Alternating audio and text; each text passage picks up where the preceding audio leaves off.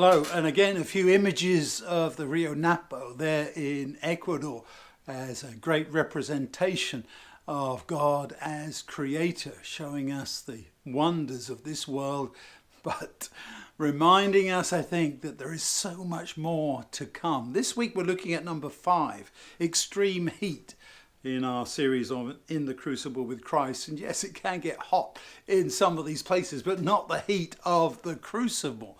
This is extreme heat, and I think what we're being pointed to is the extreme heat of pain and suffering that we have in this world, and how God helps us to overcome that, because He is the one who is faithful. He is the one who has promised He will be with us, even to the very end of the world. We're given some material from Genesis, Job, Isaiah, Hosea, 2 Corinthians and so on. But I want to focus on 2 primary texts in this brief introduction. First of all, the story there in Genesis 22 of Abraham being told to sacrifice Isaac and Abraham going along with it.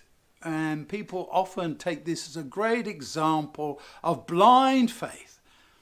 Abraham just did what he was told without asking any questions. Really? I believe Abraham was a very intelligent, thoughtful human being. He would have asked questions. He would have talked with God. That 3-day journey to the mountain, I'm sure he had a long conversation with God about what was going on. He prayed about it. In fact, it tells us in Hebrews that he was convinced that God could bring Isaac back from the dead if that really did happen. So there you have a great example of trusting faith based on evidence, based on thoughtful thinking it through. Yes, it was a very painful kind of thing to be thinking about. Taking the life not only of another human being, but your son, and even beyond that, could I even dare say, the son of the promise. This is the one that God had miraculously provided to Abraham and Sarah, and this is going to be the one you're going to sacrifice? This doesn't make any sense. And what about the whole aspect of murder, taking someone else's life? That clearly is not the will of God. I think we would have been tempted to say, well, that can't be what God is telling me, because He would never ask for such a thing. And I think God will be happy that we would argue with Him about that. I'm sure Abraham did too. But he eventually came to a position of trusting God, putting his total confidence in God, that even if he went through with this terrible action, God could bring his son Isaac back from the dead. Now, I will want to submit to you that that is really a great example of mature trust based on the evidence of his whole life, his whole experience there with God. That's one aspect. Then we have Job.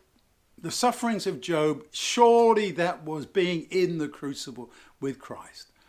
We have the advantage of the prologue to Job, so we know what's going on. We can see that this is, I don't even want to use the word an experiment, because that sounds rather cold and calculating, but a demonstration that Job could be trusted despite all that Satan had said. That it wasn't just because of his blessings that Job followed along with God. He was going to go through with it because he believed it. He trusted God, and he wouldn't want to live any other way. When those calamities came, yes, he did complain. And there's nothing wrong in complaining.